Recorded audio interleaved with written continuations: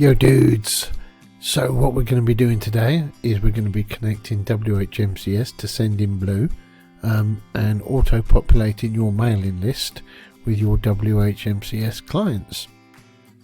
Now, in case you haven't heard of Integromat, it's a service rather like Zapier. Does the same thing basically as Zapier. It allows you to connect two apps together. The main difference is that with Zapier you use apps that other people have already created. So someone has to have already created the integration between the two apps that you want to connect together. Whereas with Integromat, you can pretty much connect anything to anything. If the app doesn't already exist that you want to connect from and to, then you can just create an HTTP request and connect to the API yourself, grab the data from the API and then send it to another app or send it to another API, which is exactly what I've done here. And it is, once you get your head around it, it's really simple. So you can sign up for a free account at integromat.com. Unless you've got a massive WHMCS installation and you get loads of clients every month, the free account should be more than enough for you to synchronize, a few clients per month over to your sendinblue mailing list. What you do have to bear in mind though is that if you're doing lots of testing and messing about, you are going to use up the quotas of your free account fairly quickly. However, as long as you get this right the first time round by watching this video, hopefully you won't need to do loads of testing. Anyway, so once you've logged into your Integromat account, you need to go into scenarios here. Here's one I've created earlier, but we're going to create one from scratch here. Create a new scenario. Now here you put the services that you are going to want to integrate. So we're going to use the HTTP module. So I'm going to select that one. And I want to use sendinblue, and I'm going to select that one. And I also am going to use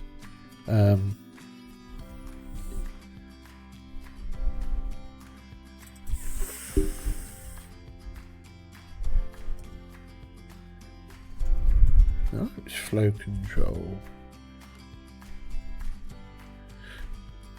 Okay, I'm going to add that one afterwards.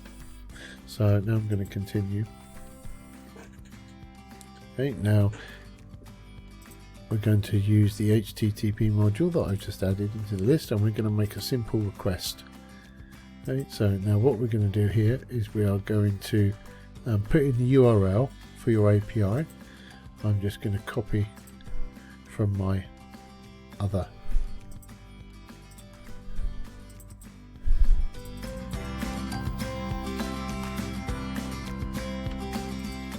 put that in here. So yours will be exactly the same as mine, but obviously with your own domain name. Okay, you're going to use the post method. Don't need any headers or query strings. The body type is going to be form URL encoded. Okay, and then this is where we're going to add the fields. So from your WHMCS, okay, you need to generate a new API credential and give it the required permissions. I'll go ahead and just generate a new one just to show you. So under your API roles, you create a role and set what permissions that role has. Okay, so you create a API role and you specify what methods you want it to have access to. I only need to use get clients and get client details. You may only need to use get clients, so you just enable whichever methods that you want. You then create some API credentials, as I've already done. I'll go and create another one just to show you. Use the API role. Okay, you now need to copy these details over to Integromat, so I'm going to copy the identifier. Okay, we're going to add a new field here called identifier.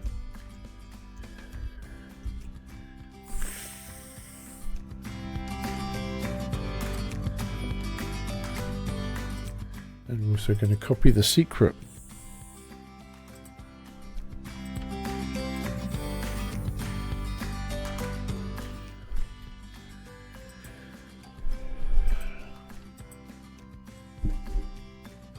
We need to tell it the action that we're going to perform, which is get clients.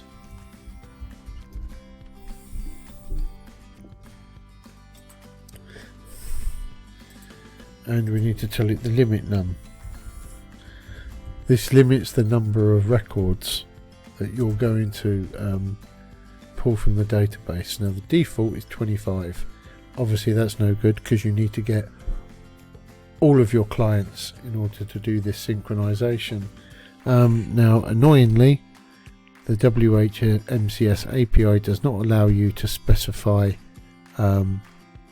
whether or not you get active clients or whatever their status is. You just have to get all of them. So you're going to have to filter that out before you put them into sendinblue, annoyingly. So you have to set the limit num to a value that you know is always going to be higher than your number of clients in your database, so that you can be sure that you always get all of them. If you've got a lot of clients in your database, this may possibly be not the quickest process, but hey ho, it's just going to run in the background anyway. So okay, I also need to parse the response. That basically converts the JSON data into collections and arrays, so that the Integromat application can use them to map data between one module and another. Okay, so that should be all that's required. I'm going to run it once and see what happens. Boom, yep, and as you can see that's worked, there's no errors. Click on the little spyglass to see the data. Okay, you can see it's got the data size there, 19.8K. If you really want to, you can download the output bundle, which is all the data that it's pulled from the database. If you go down here, have a look in data, WHMCS API, clients, one client. Okay, and we've got a record here for each one of my clients. So that's all working. Okay, we now want to link this to sendinblue. So the first thing we're going to do is we're going to need to add what's called an iterator.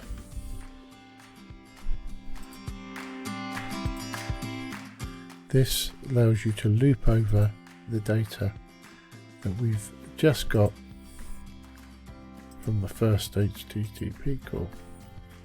So we're going to loop over this object here. Bang. Bang. And then we're going to link that to sendinblue. And we're going to use the create or update contact action. Okay, now I'm already connected to my sendinblue account because I've already got it connected in my account. When you do this, you'll have to go through the add process to add the connection, and it will log you into your sendinblue account and then bring you back here. So from the email address, I now want to pull data from my iterator, and I'm going to use the email address from there. I'm going to choose which list I want to add this to.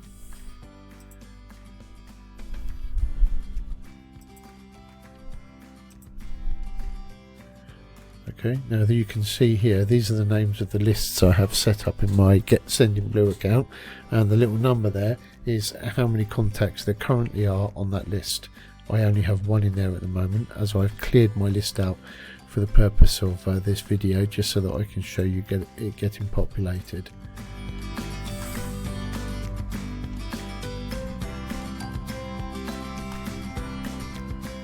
Okay, you now click in each of these fields and you tell it which object that you want to populate it with. So last name is going to go there, first name is going to go there, company name is going to go there,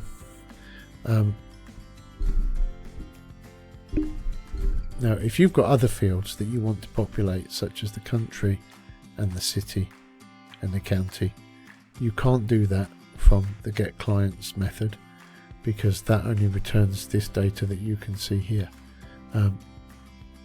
So what you've actually got to do from the iterator is you've got to instead call the getClientDetails method for each record from the getClients method in order to get the additional details. I will show you how to do that afterwards, but that's the basics we've got done. Now I'm going to show you this running.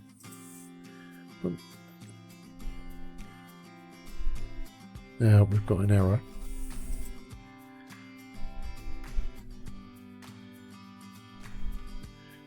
We've got an invalid email address. Why is that? Let's see what we've got in the iterator.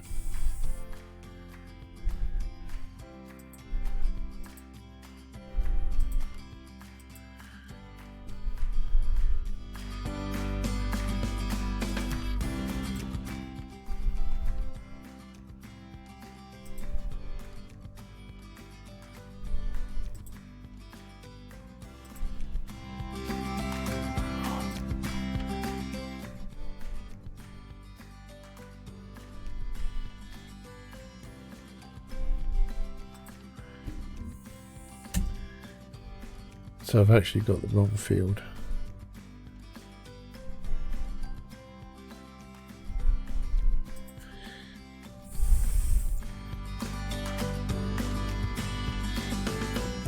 So what we actually want to do is open this up, and it's that one and that one.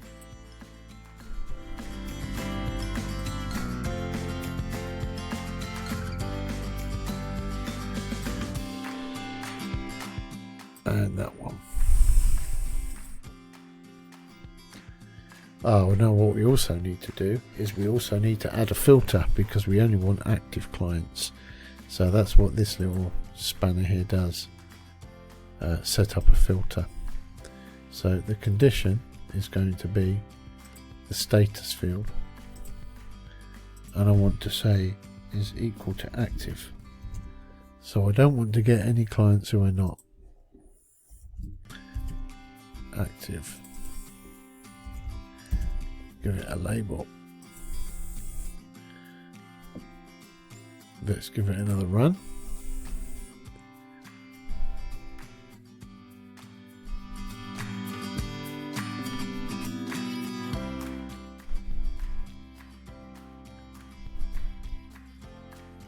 Bang. So you know, I know the filter has worked because I've actually got about 90 clients in the database, and I know that 78 of them are active, so I know the filter has worked perfectly. So we can now have a look here at the results, and we can see it sent over 78 records over to my list.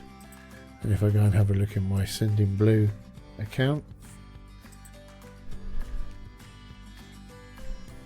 there they are, all populated. Now you'll remember that I told you if you want to get the other details from your clients, you're going to have to add an additional step in here. So that is this. We're going to add a module, and we're going to add another HTTP request, and that's going to be make a request. Now it's going to be the same as before. I'm going to copy the details from here, copy that URL, put it in there. It's going to be the post method. Body type is going to be multi-part form data again. We want the same fields as we had before.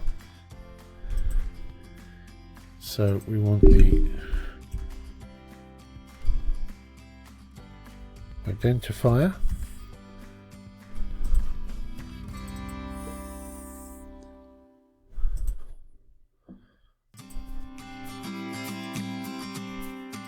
And we want the secret.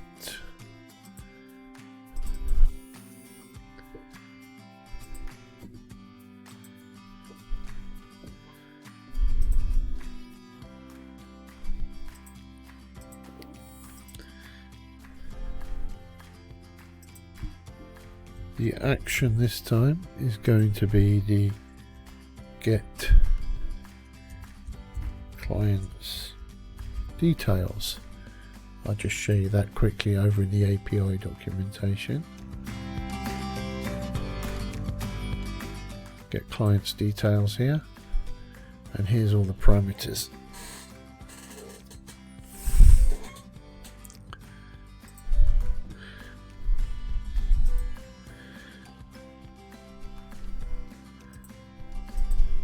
I also need to add the response type here, because for some reason on some of their methods they don't default it to JSON and some they do. I'm pretty sure this has been reported to them many times, but as with many of the WHMCS bugs, they don't care enough to fix them.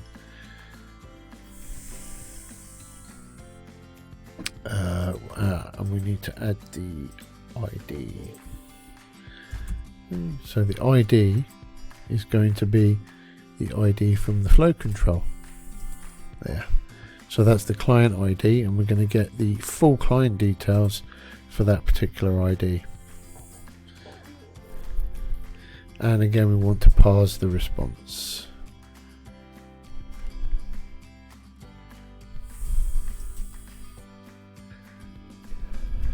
And we're going to have to run this at least once in order to get the data.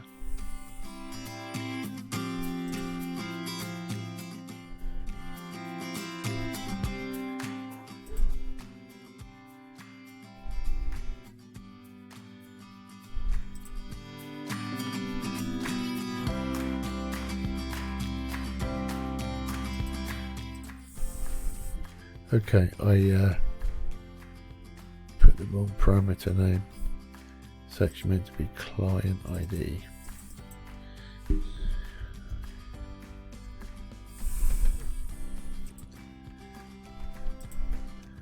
Okay, I will run this module only. Concept was saved.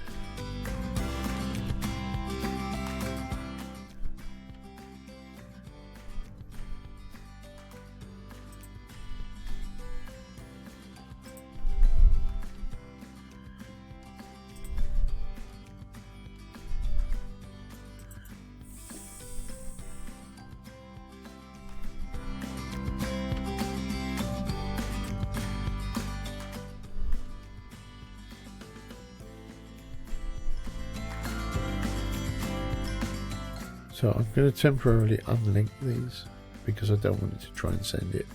I just want to get the data to begin with. In order to make a mapping from one module to another, there has to be some data in there to begin with so that it knows how to map it. So I need to run these steps first before I can complete the final step.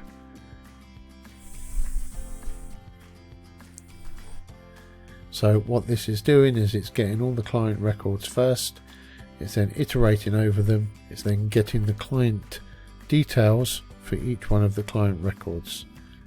Yeah, bang, there we go. Now that it's run once, I can link these two together again.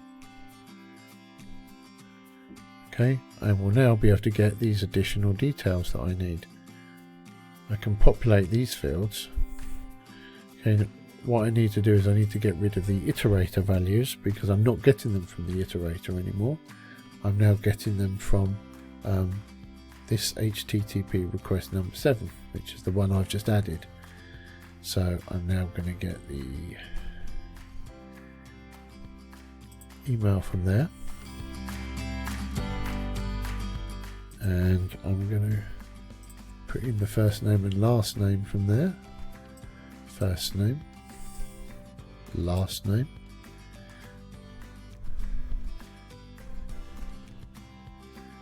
country, city, state, and the company name. Bang. Now if I go and have a quick look at my contacts in here, you'll notice the country, city and county are currently missing, because the first time I ran this I didn't populate it with that information. Okay, but now I'm going to run it again and it's going to update all of those contacts with the new data.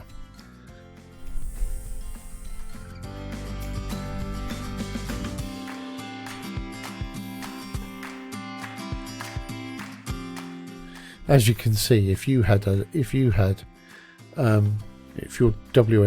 database has a lot of clients in it, in the hundreds or thousands, this is going to take quite a while to run, because of the fact that it's got to do a loop and it's got to contact the API for each client record. So if you've got 500 records, it's got to make 500 queries back to the API to get all of the details. I really wish the WHMCS API was better than it is, but this is what we've got to work with. So I'm now going to refresh my contact list here. You can now see it's now populated the country, city, county. Okay, and you'll be able to do this for whichever fields you've got in your list, as long as that data exists in WHMCS. You'll be able to populate it into your list. You can also even do custom fields as well. I can just do this to just show you and give you an example. Look, you've got all your custom fields down here as well. You do unfortunately have to know what the custom field number is, because the way that WHMCS stores this, it doesn't store it as a name, it just stores it as a number, custom field 123. So you have to know what the custom field number is in order to map it to a column in your mailing list. I hope you found this useful, and I hope this allows you to get your mailing lists synced up to your WHMCS database.